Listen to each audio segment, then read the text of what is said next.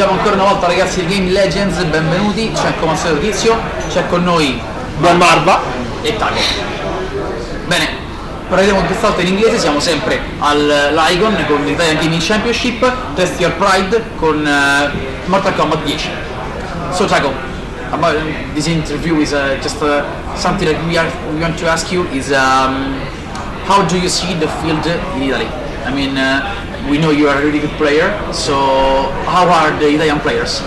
Well, I haven't played everyone yet, so it's hard to say how the general level is. I know you guys have a couple of really good players. I played with Creighton a lot, who is pretty well known in the community also. A really strong player. I know Asodimatsu is also really good, and in general I think I wouldn't say the level is much different from what I know in the Netherlands or other places I've been to. You have people who are really good, you have people who are okay, and then people who are still learning. It's the same everywhere. But your top players are really good. Thanks. Okay, I want to know about how much time you spend, for your training. If you do, of course, or not something else about play video game. I play all kinds of video games. I don't have the time to play as many video games as I would like to. Because when I was younger, you had so much time to play everything you wanted. And it's funny how back then money was the problem. You didn't have enough money to play the video games that you wanted. And now you kind of have the money, but you don't have the time. So it's interesting how that worked out. I play all kinds of stuff. I'm thinking of picking up Fallout. I played like Battlefield, Call of Duty, all kinds of fighting games. Pretty much everything that's AAA or whatever. I at least try that out. When it comes to playing this game, Mortal Kombat X, and how much I train for it, it's less than I would like to. I would like to spend at least 1 or 2 hours a day practicing, but in reality, it's more like 3-4 hours a week maybe, and that's online only.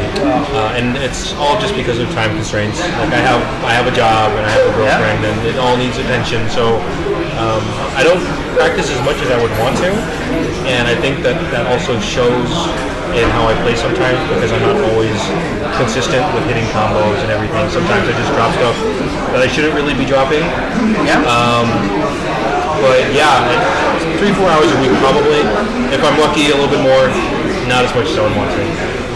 So just 3 hours a week, and then you are so strong. So what can you do with 6-hour weeks, for example? That's the thing. Like, and I do believe that not everyone likes fighting games. But also not everyone is made to play fighting games. You have to have a certain understanding of a fighting game to become better than just knowing a combo and doing stuff. That's where the difference is between good players and really great players, because you have people like a Foxy Grandpa, for example, who is probably Europe's best player right now. The character is still the same if I play it or if he plays it. Yes. But his understanding of the character and the way the spacing and all that kind of stuff, that's what makes the difference. So you are saying that the casual player is uncommon in a fighting game? It depends. What I'm trying to say is just that it has to kind of be in you. You have to be able to understand the game to a certain degree to become good. It's really hard. So it depends. If you can understand. Like, a lot of people just play fighting games as I'm going to mash buttons and then cool stuff happens. But if you take the time to understand what happens, what the frames are, what's advantage, disadvantage, that kind of stuff, if you're the type of person that gets into that and understands that, you're going to be good at fighting games fundamentally. From there on, it's just learning the combos, playing a lot and practicing. But I do believe that some people are just naturally good at that because they understand the fundamentals. And that's what makes a lot of the players here in Italy, especially Creighton, who is just really good fundamentally. He understands what you can do, what you can't do, and he uses that plus his experience. So we are showing back Felix. Was taking a lot of hits from his opponent, and after something like 10 or 20 hits, he understands how he was playing, and take him down. So how was the main process? I mean, what do you think in something like 3-4 seconds? Basically, what you're describing with fact is Yeah. There's things you can and can't do with the character, Yeah. but there's always a little bit of wiggle room for someone to give their own twist to something.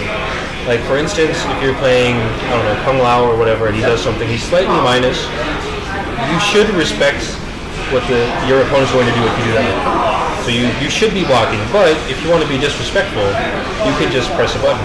Okay. And if they do a move that is high, for instance, you press a low, then you're going to win anyways, even though you should actually have been blocking. Okay. That's where the mind game comes in. So how much respect does someone show you? How do they react to certain things that you do?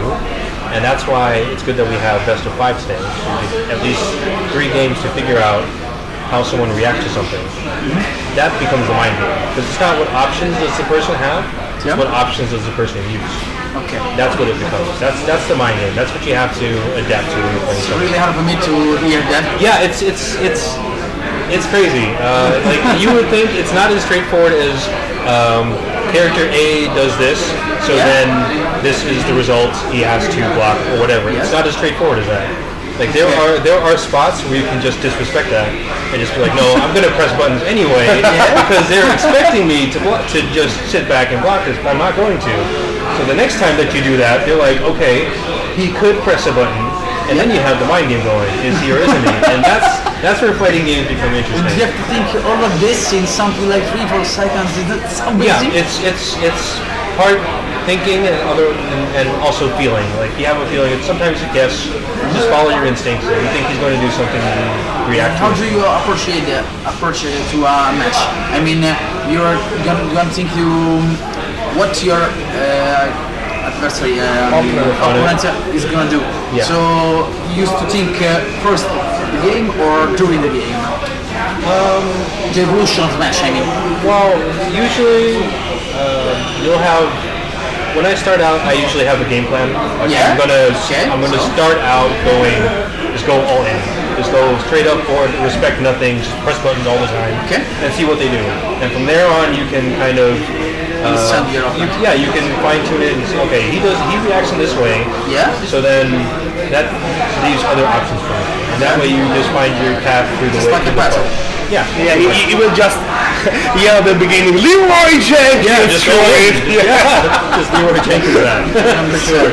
Yeah. It's kind of amazing. I mean, I used to play card games, or Magic the Gathering, or Hearthstone, and it's strange for me to hear that you have to change your game so fast. Yeah. It's really strange. And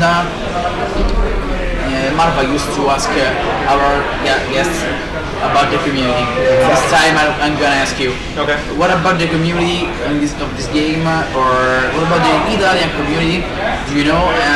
Tell us. Yeah, I know some guys in the Italian community. Yeah. So far, everyone I've met has been really kind. Everyone here is really nice. Okay.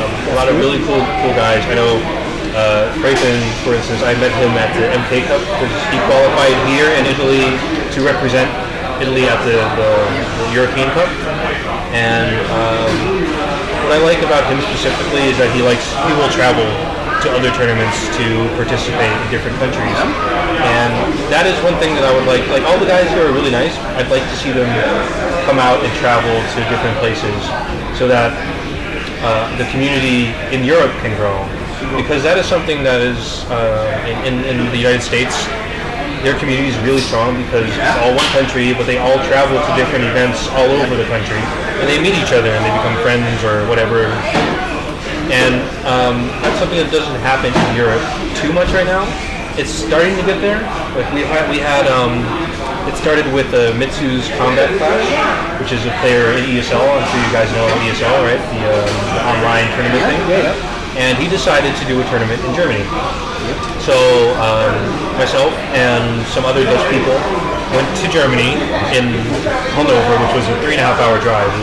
It was a pretty decent drive to meet the players there and just play in the tournament.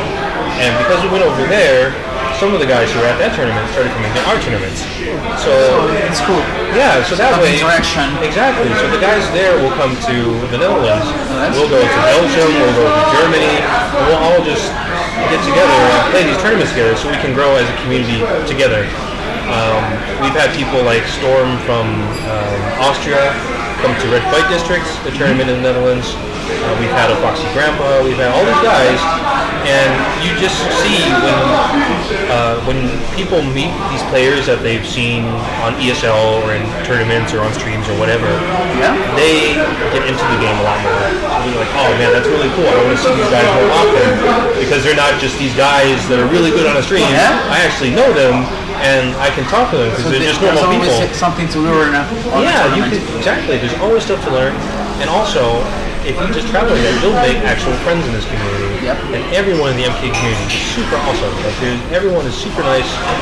Try to help each other out all the time, and that's what I would like to see from players here. Just more of them traveling and coming to us. Like I came over to you guys. And just help us all grow the community together. We used to see a lot of logos on your t-shirts. Right. So, are you a pro player? I mean, I guess, yeah. I'm a pro player. I do have a sponsor, Lowland Lions. I'm not a professional player in the sense that I can quit my job and then make money just by playing video games. Would you like to? I would love to. I would absolutely love to. But it's just not in the cards right now. There's not enough money in fighting games right now that you can just quit your job and do this all the time. I know what Foxy Grandpa did, but he's insanely good, and he's won everything he's entered pretty much. And like, he's insanely good. It's just like Leonardo DiCaprio in the fighting games. Pretty much. Yes? Yeah, he's really good. So for him, okay, but for the normal player, like the 99%, the 99%, the 99%. That's not as good as Foxy Grandpa. Even if you are sponsored, it's not something you're going to make a living at, because you have to win everything if you want to have a chance to be able to live off of this. Do you think that Europe will grow so big to get that as a chance to work with the games? What do you mean? I mean, Foxy Grandpa is working with the games. Oh, right. Do you think that the community, that the games can grow so big that it can be a job? I'm really not sure. Players. I'm really not sure. Yeah. At the end of the day, it's all about, and we can talk around it, but it's the truth. At the end of the day, it's all marketing money.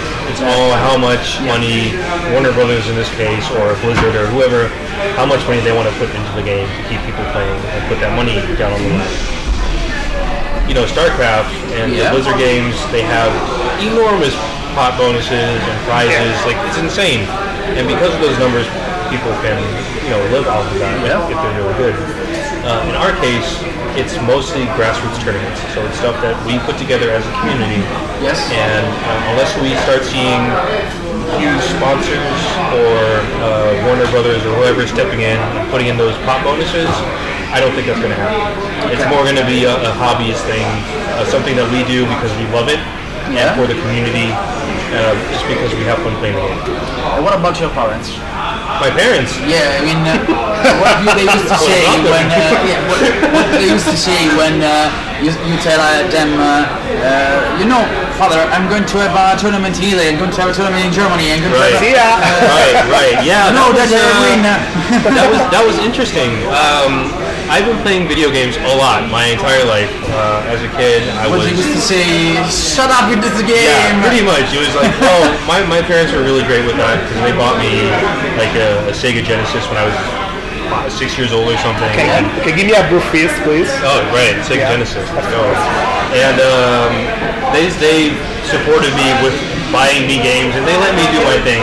Yeah. But in hindsight, they always were like, well, you should just go outside and meet people or something, It's not like I didn't meet people, it's just I was very good at keeping myself occupied by my own. Yeah. So I would just play video games. I liked it. It was just my thing. I just really liked it. And then once I made it to the Mortal Kombat Cup finals in Paris, and shortly afterwards went to the States for the ESL finals. Yeah. And I got picked up by Lowland Lions. My mom was like, okay, well, I'm glad that all those years of playing video games finally led to something. Yeah. So they're really happy for me. Them. Yeah, they're happy for me. They really like it. They've watched multiple streams that I've been on. And It's good to see parents support a player. yeah, exactly. They're really supportive. It's not like they're like, oh, you play video games and you're making money. Get away. You know, it's not like that. They really support me, and my girlfriend does too, and everyone around me is really, even people at my job, like my boss likes that I'm doing this. It's cool. It's amazing. So what about you said your girlfriend, no? Yeah. I mean, Fiance, I should say. yeah. Girlfriend. Your girlfriend. I mean, is she's ask you to quit the game sometimes? Rarely. Yeah, Not really. No. She will rarely say that.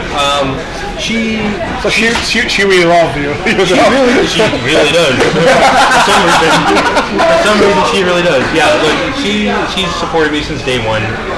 Back when I used to play MK9, she would say, "Oh, just go play your game. You love it. Just do your thing." And especially now, she's like, "Well, you have to practice because you're going to these tournaments and that kind of stuff." But she supports me the entire way. She loves me going to these things. She doesn't complain about anything. And even sometimes when we're on the couch at night, she's like, "Don't you want to play your game?" What are you doing? Of course, I'll play the video game. Of course. So amazing. Yeah, it's like I'm so lucky with how people are supporting me. And My girlfriend used to say, "Shut up with Diablo," and then go out. So I understand. Well, most girls are. I know a lot of friends who are like, "Oh, my girlfriend, I can't play video games when she's home. She doesn't want me to. She turn it off. Not happening." So I'm really lucky. I was just thinking that you just play 3 hours a week. Let's say you could play 6 or 7 hours a week.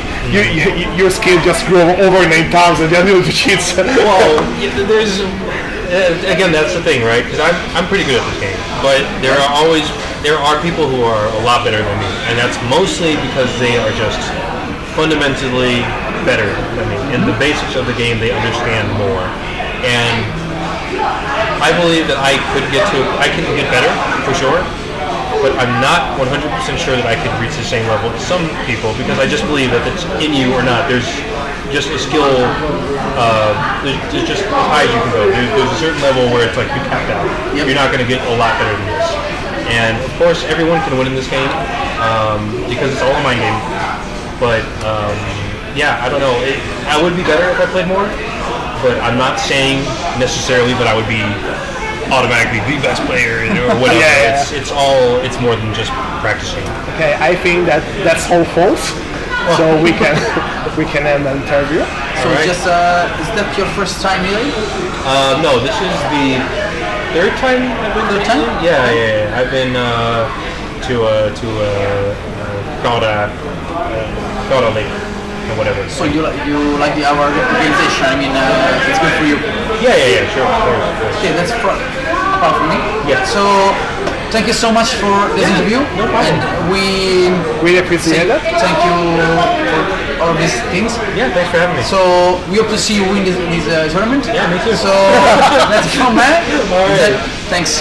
Thank See ya. Thank you. Ciao a tutti ragazzi, ci vediamo alla prossima intervista sempre io Game Legends. Ciao. Choose your destiny. Flawless victory. Choose your destiny. Flawless victory.